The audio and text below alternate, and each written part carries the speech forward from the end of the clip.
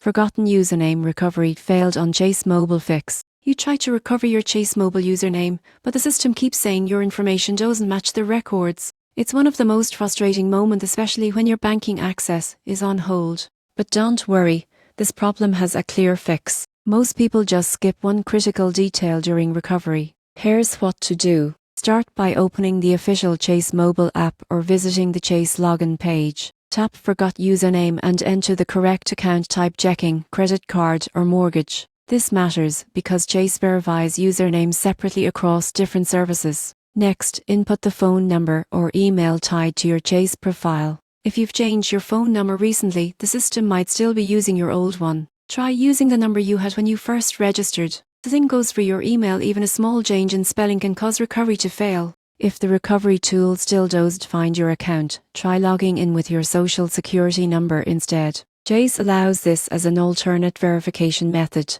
and it often succeeds when phone or email recovery doesn't. Also, clear your browser's cache or update your app before retrying. Outdated sessions or cookies can block the recovery form from verifying properly. If you've recently updated your password or security questions, your old username might be temporarily locked. In that case, you'll need to contact Chase support directly.